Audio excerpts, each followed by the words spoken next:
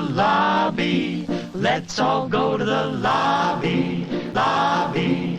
Let's all go to the lobby to get ourselves a treat. Hello, horror hounds, and welcome to Now Slaying, an It Slays podcast production where we break down the latest and greatest in the world of horror. I'm your under-the-weather host, Colton. I'm Rowan. And today on the show, we're going to be reviewing The Strangers Chapter 1, which was released May 17th, 2024, exclusively in theaters. Now, Rowan, I don't think we've discussed The Strangers much on Now Slaying or on the main show, so I'm curious, would you consider yourself a fan of the original Strangers? What about the sequel? Based off of that, were you looking forward to The Strangers Chapter 1? Yeah, I mean, I think you're right. I don't think we've ever had a conversation. It's one of those movies that, like, on the main show, I feel always gets thrown around and then never picked. Mm-hmm. But I was a big fan when it came out. I've said many a times that home invasion is one of my favorite types of horror, and I thought that one was, done minimalist and correctly. And then as for the sequel, I was kind of late on the sequel. Like, I didn't see it in the theater. It came out. I knew everyone was kind of like, oh, it's this totally different tone. Like, it's nothing alike. So I kind of avoided it. And then I remember one night I was like, you know what? I'm just going to toss it on and suck it up, and I ended up having a pretty fun time with it. Like, it definitely is something totally different. It's just like a pure camp movie. But, I thought for kind of like what they were aiming for is like a big budget, kind of like popcorn, or, like I say big budget, just a mainstream popcorn horror movie. I thought it was like pretty successful at doing that. What about yourself? Yeah, I'm kind of similar to yourself, where I remember watching the original Strangers when it came out. It was probably one of those ones we rented from, the video store on DVD. And I think, like, my friends and I really enjoyed it at the time and thought it was very scary, is kind of like my recollection of it. I did check out the sequel when it came out in theaters, and I remember enjoying it for what it was. It's very much not the first movie, but it's kind of like this neon-soaked slasher, very cheesy. I remember someone, like, getting gutted in a pool near the end of it or something, with, like, the motel sign flashing. It's, a very different vibe, but I still enjoyed it. I thought it was all right. It's not a great movie by no means. But with this one in particular, I was not going in with very high expectations. I will say that I thought the trailers for it looked absolutely terrible. Just like, it was something to do with the dialogue or the way it was cut, that it just seemed really amateurish. And also, like, up here in Canada, this is one of those ones that's marketed with, like, the Cineplex branding. Never a good sign. Yeah, which it just instantly makes me a little uneasy, where I'm like, okay, the theater is marketing this movie extra hard because they actually have, like, a stake in this. They wanted to do well to, get some extra money. So it was the sort of thing where I just always felt a little bit off about it. And then I kind of checked out the director, Rennie Harlin. Who, I don't think he's directed a good movie in like 20 years. And then even if you go back that far, that's like, I don't know, do you like that old racing movie Driven from back in the day, which, I did as a kid. I don't know if it's actually good. So there's just a lot of apprehension going into this movie for me. I don't think you specifically said if you were looking forward to this or not. I wasn't, based off of what I saw, but I mean, I'm never looking forward to, like, total reimagining remakes. I'm always interested. Like, I'd say I'm a pretty decent Rennie Harlin fan. He did one of my favorite entries in Nightmare on Elm Street. But like you said, I mean, that was ages ago. His heyday was like 80s, 90s. I mean, like, he did like Cliffhanger, The Long Kiss Goodnight. Mm-hmm. Like, those are like iconic action movies. And the now kind of beloved Deep Blue Sea, which wasn't beloved when it came out, but it's like, it's what would you call it? Like a guilty pleasure of a lot of people nowadays. I feel like he, especially nowadays, like, he's kind of just like a director for hire type guy. Yeah. So are we looking forward to The Strangers Chapter 2 and 3? Well, before we get into that, let's check out the trailer. You are the messiest eater on the planet. Lock the front door!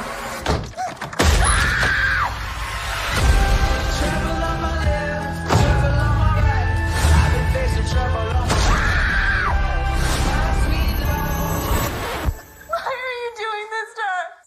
Because you're here. The Strangers Chapter 1. 1, only in theaters May 17th. What you just heard is from The Strangers, Chapter 1, directed by Rennie Harlan, written by Alan R. Cohen and Alan Friedland. And the story is as follows.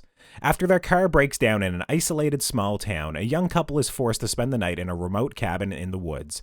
Panic ensues as they are terrorized by 3 masked strangers who strike with no mercy and seemingly no motive. Now, here on Now Slaying, we like to keep things relatively spoiler-free up front before getting into the more in-depth spoiler-filled discussion. But first, Rowan, I want to know, how do you feel about the fact that since we've started recording this podcast, approximately a dozen violent crimes have been committed in the United States? I like the idea that they wanted to start it off so serious, very like Texas Chainsaw. Yeah. This is real, which I mean, if you're a fan of the original one, you'll know that there was like this big discourse that the director came out and said it was based on a true story, and then that kind of got sussed out that maybe it wasn't exactly true. It's just violent crimes happen. Not necessarily this exact thing. Yeah, I thought it was a very strange way to begin the movie as well. There was like somewhere in my head, I was like, oh, I think they tried to pass this off as like a true story at some point, but I wasn't 100% sure. So yeah, just starting the movie off with like, well, you just watched the cold open, and now since you've watched that, there's been, a dozen murders have happened. I was just like, oh boy, here we go. But yeah, what are your spoiler-free thoughts on the movie? I mean, my big spoiler-free thought is just kind of one word with a question mark at the end, and it's why. Oh. I just went into this, like I said, we both said, not really looking forward to it, but I always hope maybe I'll be wrong. And then going into this, I didn't really understand the want to remake this. I mean, I understand from Hollywood's money-making point of view, because the first one was such kind of this like cult success, but like to me this was puzzling in the fact that it didn't add anything. It pretty much like attempts to mimic the first one, but obviously like kind of bring it into like the future a little bit, like into present times where the original came out whenever that was, there the 2000s or whatever. I just didn't understand a lot of the choices made in this.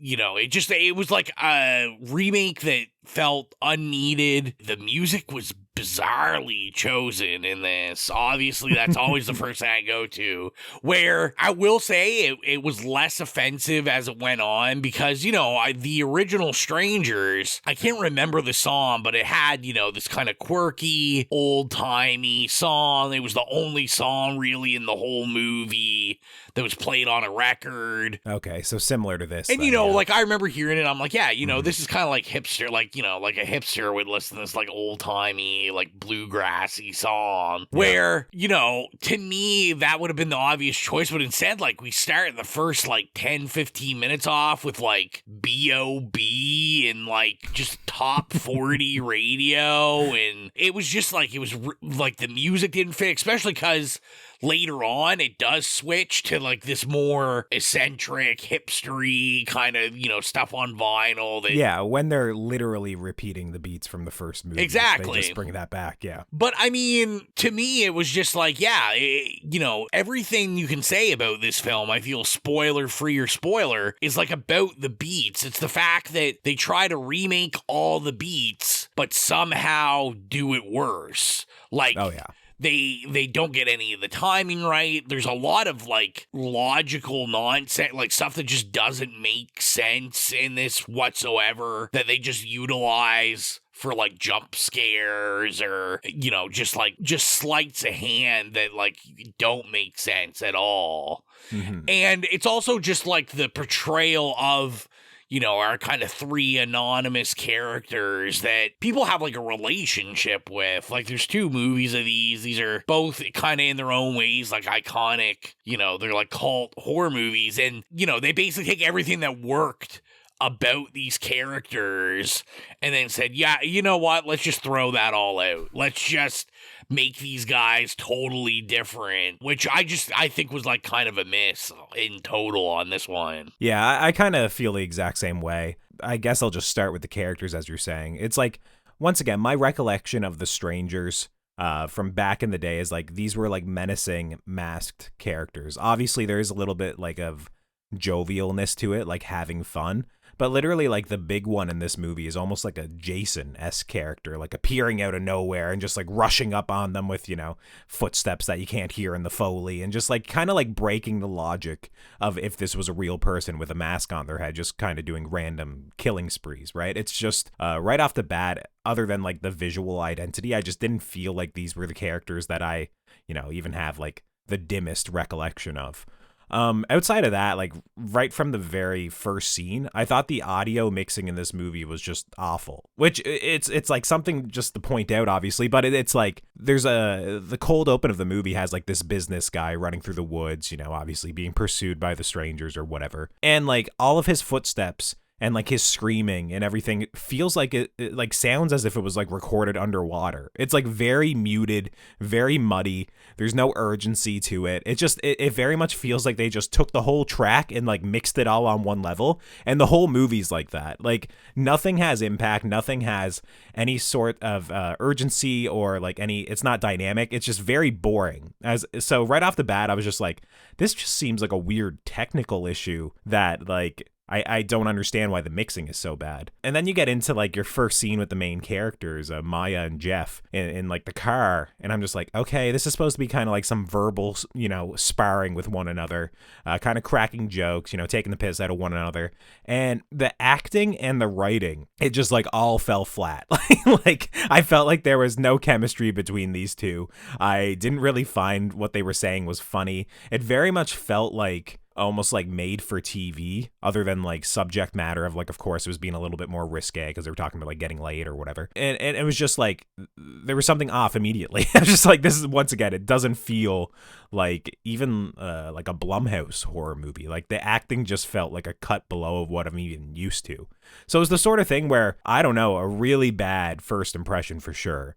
Like within the first 5 to 6 minutes, I was like, oh, this is going to be a slog to get through. And I'm sorry to report that I don't think I was wrong. I think this was a very rough watch for the most part. There's lots of logic issues, like what you're saying. Like within the first 10 minutes, a pickup truck jackknifes in front of them, does like a big like drift sideways, like as they just slam on the brakes, which is just like anyone who's ever been in like a near miss or ever, has ever had to slam on their brakes, your whole truck doesn't like rotate, like by 90 degrees. And it's just like, it's very dramatic and very nonsensical and just like in all the wrong ways. Like obviously with horror, you kind of got to bring the audience into like this other world, right? Like most of us aren't going to be at a cabin in the woods and have like a kid knocking at their door asking where Tamara is. And we're like, you know what? We're just going to stick here for the night. Who cares? We're getting like heckled by these people outside the house and we're just going to stick it out. But when you go into a horror movie, there's a little bit of logic you kind of got to get rid of to kind of enjoy it.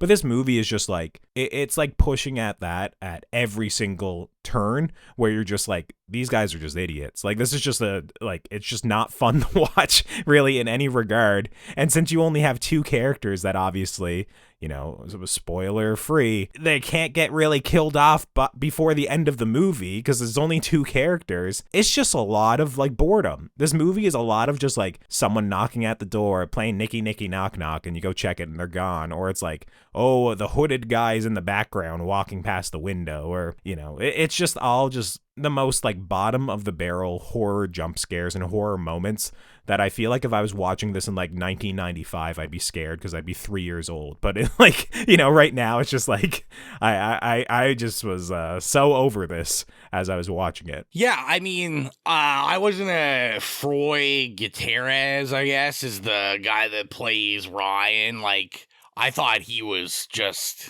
it was abominable. That, like, how poor he was. I was looking like, I think the only other thing he's been in is Hocus Pocus 2, which I haven't seen and probably will never see, I'm sure. Oh, is that the name of the guy? When I'm here, I got a guy named Ryan Bone, and he's playing Jeff. Is the name of the character Ryan or Jeff, or who is this guy? Yeah, I mean, on Letterboxd, it's Froy Gutierrez, and okay.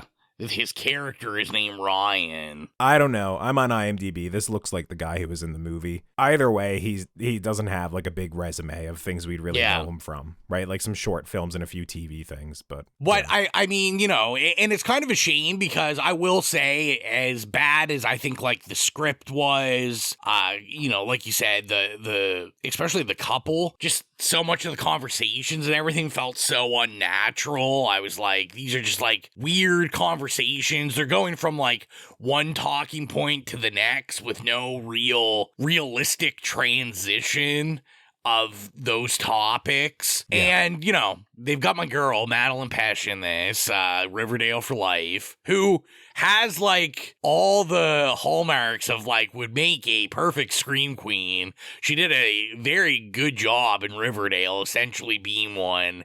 Has kind of, you know, ever since, you know, that was her breakout role as Cherry Blossom in that, but, like, has always been very vocal that she's, like, a huge horror fan, and I'm sure as a horror fan, probably super excited to be in, you know, a Strangers movie. Yeah. But yeah, just sadly, you know, the script wasn't there. I looked, I saw the guys that wrote this, like the only other movie they wrote was Due Date with Robert Downey Jr. and Zach Galifianakis. Zach Galifianakis.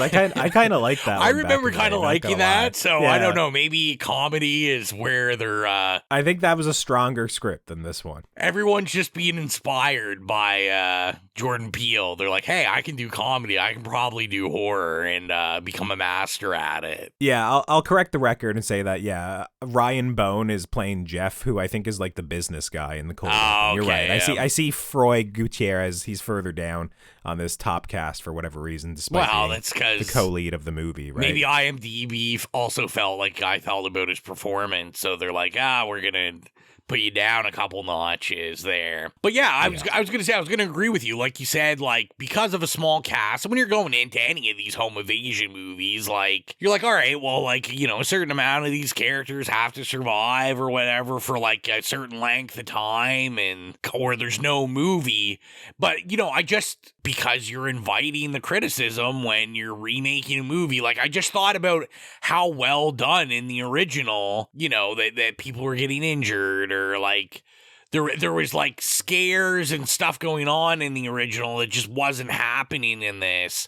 And I really think a big part of it, A, is that cold open, and B is also just how they kind of explore the town and everything. Because, you know, and we'll get more into it in the spoiler section, but like they try to create this like creepy factor where we're almost introduced to the oddness of the strangers like early. And, you know, the original was so smart that like you're not really introduced to these characters until they're inside your house. And it's just like, you know nothing, you don't know what is going on. And like, that's, you know, usually the point of home invasion is like that scare of the unknown, where this is kind of like, let's just give you everything before we get into it so that you have an idea. Yeah, absolutely. There's the cold open, as you mentioned, but there's even people in the town that kind of fit the stature or the dimensions of like the strangers, or even have like a similar haircut to the masks that they're wearing and stuff like that, where it's like, it's almost implied that these people in the town earlier in the movie are obviously the strangers. And it's almost like, I feel like we'll get in the second or the third entry of this franchise, you know, someone will be fighting back and they'll rip the mask off and you'll be like, oh my God, that was the mechanic back in chapter 1, or that was one of the boys distributing the Bibles or whatever, right? It's just, it's scarier when we have absolutely no idea of where they are, where they come from. It would have been better if this movie just literally started up with the couple pulling up to their Airbnb in the woods and just starting from there and just having, you know, a meet cute and a few too many drinks like their first evening there or something. But it's just like there's already this level of like uneasiness. Obviously a lot of people watching this probably have seen the first Strangers, or at least familiar with it, so obviously there's that expectation going in, but the movie still shouldn't like show its hand before you even get to the scares. I think I read somewhere that the second one, Strangers Chapter 2, it's like the subplot line is there, the subline on it is strangers die tonight. So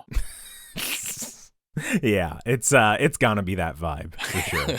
I'm curious about your audience. We usually talk about the audience for when you go to see it. I had a girl sitting behind me that I'd say she was probably, I don't know, late teens, early 20s, and she said "ew" about 100 times in this movie. So I was just curious. Like she thought playful relationship banter was gross. She thought knocks at the door was gross. She thought kids in the darkness was gross. Girl running shampoo through her hair. She thought that was gross. Rats are gross. Boyfriend sneakers are gross. I was just wondering if you had that sort of running commentary your entire movie. I shit you not. She said ew like every 3 minutes watching this movie, which made it feel twice as long. I had actually had the best audience watching this. I thought they were very smart. They were very intelligent, good looking. I had the audience of one, which was me in the middle of the theater. Nice. Wow. Big Friday opening night. I mean, I did go to the late show, so I don't know. Usually the late shows aren't very busy in my hometown, but yeah, just me by myself. So I'm going to keep it a secret. Did I say you more than that, girl? I was just like, well, we'll keep that for the spoiler discussion. Yeah.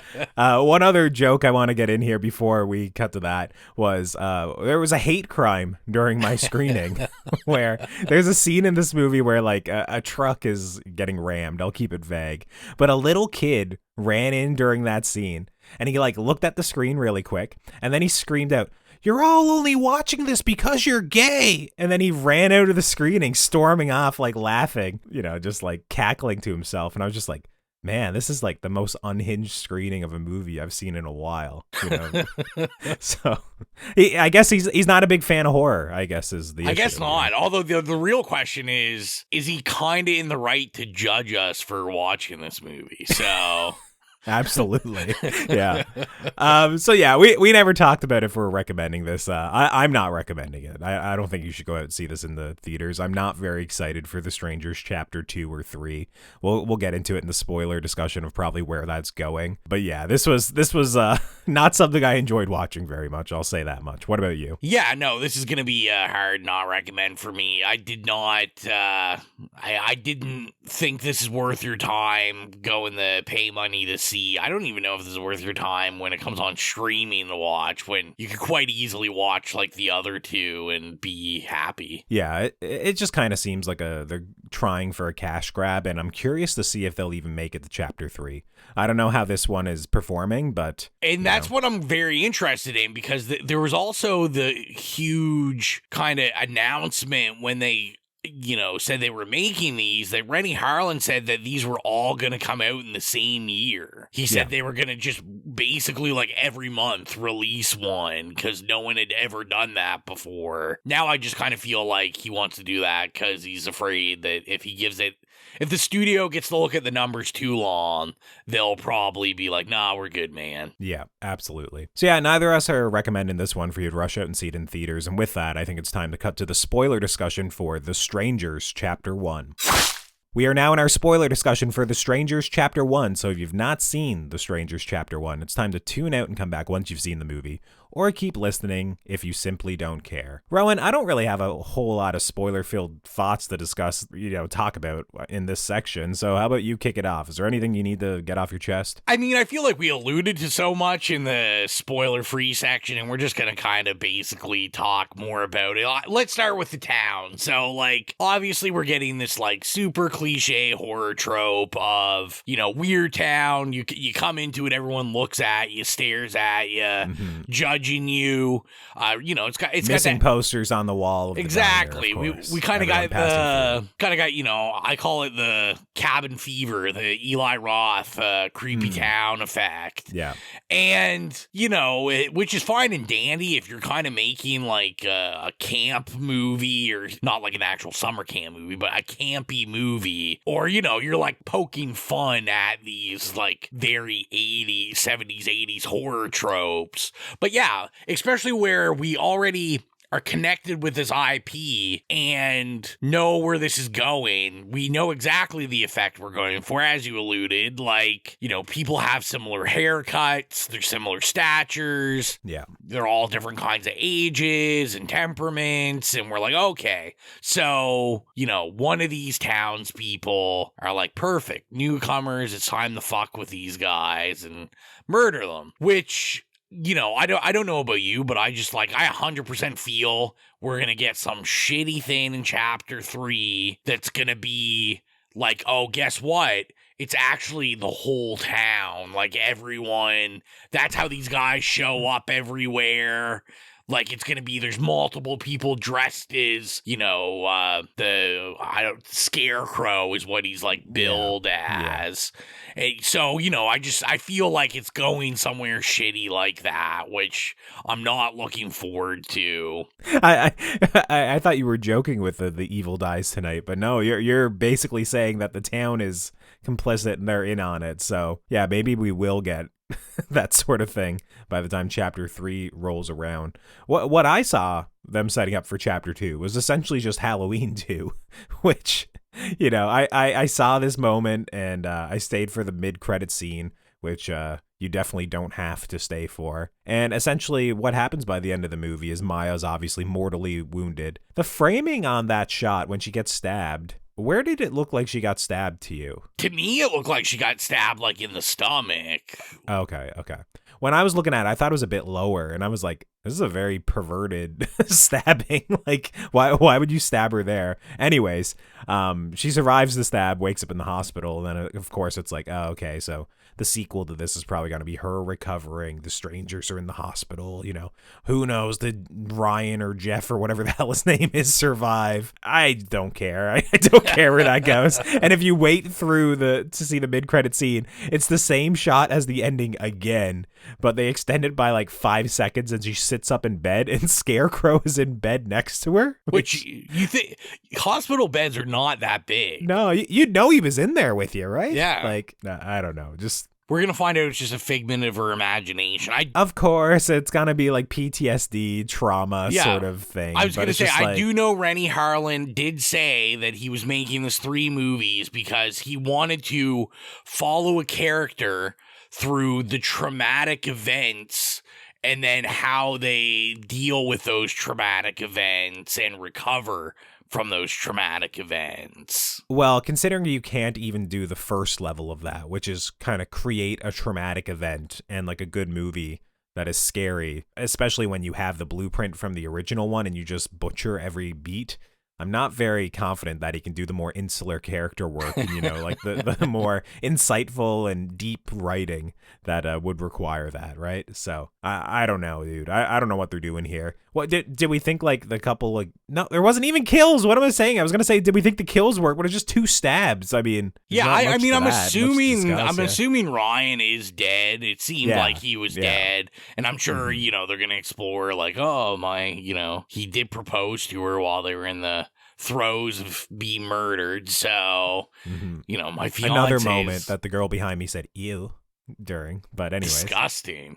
I mean, it's kind of a cop-out if you really think about it. I mean, if you were going to propose, man, you would have done it before, you know, you were about to get stabbed. Well, it was the townspeople guilted him into it, basically, right? And opened up the conversation again. Yeah, you don't want to go into a marriage like that where you've been forced by an entire town. And forced by some masked murderers. Maybe she hired them. Maybe this was all just, she's like, listen, you got to fucking get going. Propose here. I also thought, and I'm very scared for the next chapters, is we were introduced to this new thread in the Strangers universe of, for some reason, this entire town is like a Mormon cult or something, which, I don't know, my movie watching history would tell me this is not leading to anywhere satisfying or good. No, it's leading to exactly what you said, that it's going to be like a cult and like, you know, the mantle of Scarecrow gets passed down through different people that earn the right to do it. And, you know, it'll be like Ryan survived it, but now, you know, he takes up the mantle in the 3rd movie, or, you know, Maya becomes the baby doll faced one or something silly. It's not going anywhere good. This is, anyone who's listening to this and is at all optimistic about the future of this is just like, it's not going anywhere that we haven't seen before. And believe me when I say, they're not gonna execute it at the level that we've seen other movies do before. So I don't know. It's just like, this was so ham-fisted that it made 91 minutes feel like an eternity as I was watching it. This was just such a long watch in the theater. So, I mean, let's have, we haven't even talked about, Scarecrow and Dollface, and I don't know what I gotta pick up my phone now. I don't even know what the other one is called. Pinup Girl. Sure Pinup Girl. Oh, is that? Okay. Yeah, Pinup, very original names. But you're a mask guy, though. Did you like I am. any of the masks? And listen, I love the Strangers masks. I mean, I remember, the first movie coming out, and I was like, yeah, these are scary. Even the Scarecrow with kind of like the potato sack going on, like it's cut in the smile that obviously is, disturbing and creepy, which I just love. I do love the mask, but yeah, they're just, like I said in the spoiler-free section, like there's just something bizarre about how they tried to give these character so much personality, which to me makes sense with Prey at Night because they were going for this like real 80s sleepaway camp, like just campy ass horror. But like this is really trying to, the original Strangers, when that came out, there was no such thing as like an elevated horror, but it was kind of, it was trying to be like something for the adults, something grown and sexy grim in the horror. Yeah. And this is obviously trying to be like, yeah, we can be like, A24. This is like RC Cola A24. They think they've got the trauma horror going on and they just can't handle it. Not even like remotely. It's nowhere near A24. No. It's almost shameful to mention it. But yes, you are right that they were angling for obviously that trauma angle, trying to take an old IP that we know from 2008 that, kind of has this cult following, and basically trying to do it again, but basically being like, well, what if we followed these characters after the events of Strangers and how their lives unfold if, they survived and whatnot. And it's kind of like, conceptually, I don't mind that idea, but you really have to knock the first one out of the park. We have to care about these characters and where they're going. And what I will say is, like, Madeline did better as the movie went on. I thought, honestly, when she was by herself, she was a little bit better at acting than when she was acting off the other guy. But it's still, like, this wasn't a good enough character that I'm interested to see her, her arc for the next two movies. Well, and I mean, if you recall with the original one, like, it's basically a couple that's like on a verge of a divorce and they're kind of forced to, their car breaks down. They're forced to spend a night at this like cabin and, their relationship's on the rocks. But, like I said before, the issue is that with the first one, you had all this time with the couple and, like there was this turmoil, there's this stuff going on, and then we're just kind of thrown into this horror situation where this, like, we already have like kind of creepy, spooky kids going on in the first, couple minutes of the movie. And so we have no time to really sit with these characters. Because if you're going to have two characters, you need to be like kind of invested in them, or at least the issues that's going on with them. And, I didn't finish my other point, I guess. I kind of got sidetracked. But yeah, I was thinking the beauty of these guys not having personalities, just kind of being like stone cold killers or whatever, is the fact that you can kind of project your insecurities of the main characters and stuff onto them and, kind of project your own things. Where this, like, we have Dollface like dancing and, just kind of like marveling and kind of the violence going on. And it's just, when you start to give them personalities, I think, we talk about this with all the best horror monsters, horror villains, like, unless that personality is like very unique, very original, like, the less you know, the scarier it is. It's that fear of the unknown, especially in a home invasion. Well, it also goes against like the beat from the original movie that like everybody remembers. It's like, well, why us? Like, why did you choose us? And they say like, because you were home, is what they say in the original one, right? And it's like, it could have been anybody. It could have been us just staying at, a remote place in the woods. Exactly. It wasn't targeted. Who knows even how often they've done it. It's just you happen to be here. It was a killing of just, hey, it was circumstance. It all worked out. We might as well do it. Whereas this one, it's still, obviously, it's circumstantial. They say, I think, because you were here.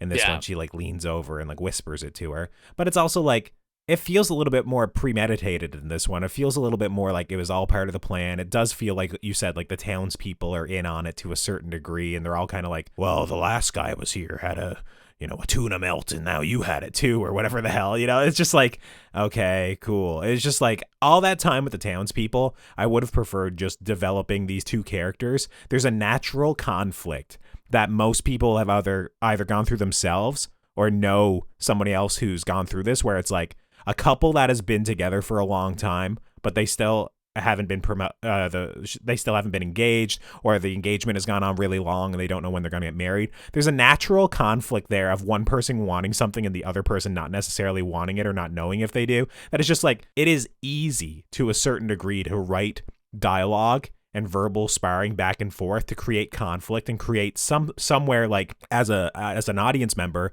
investing either in like, oh no, I get where Ryan's coming from. He doesn't know if it's the right person, but he also doesn't know how to get out of it, so he doesn't want to propose. Or where Maya's like, of course she wants to wants to be married. She's been in this for 5 years. Time's ticking away. There's like, you could have built these characters up to be natural characters and people that we've seen in our everyday lives, but instead it's like we're spending all this time talking to the mechanic across the road who's, says like 2 words and just kind of leers at them awkwardly. And it's just like, all that's unneeded. It's like, if you would have just invested us in these characters, and then, all the beats that were happening, all the horror beats weren't just so rote and just like obvious tropes that we've seen a million times, you could have had something a little bit more interesting. But like, once again, they just kind of fail in every regard here, I think. I'm not hopeful that they can write insular characters of, Maya experiencing PTSD and, survivor's guilt and all that stuff, which undoubtedly is what they're going to try to do in the next entry. There's no way they pull this off. No.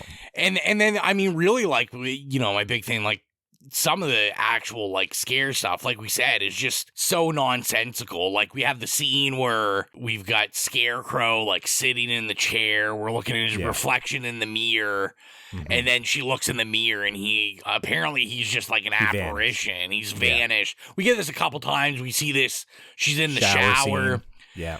We do the swipe by, and then he's just gone, like, all of a sudden, which, I feel like this is the real tagline of this episode, is the beauty of the original one was, like, these guys literally would just, like, walk out, like, peer out of the darkness. Like, there was no, like, how the hell did they pull that one off? Because they were literally just kind of walking in the background. Yeah, they were just there quietly watching, waiting, biding their time. Right? Exactly. Where this one, it's like they know the camera angles, they know how to duck out of frame, they know, like, okay, when we cut to the close-up, she can, Scarecrow can shimmy out of the chair really quick and get out of the frame. It's all goofy. And like, once again, it's things we've seen in other horror movies 100 times. Most of the time, with some sort of creature or otherworldly thing. It does happen with murderers and stuff too, but it's like, I would criticize those movies for it too, where it's so hokey and so cheesy. It's just not done well at all. I wish they were a lot more subdued. I wish they were kind of like in the corners. I wish like the Nicky Knock Knock stuff wasn't so prolonged and so repeated.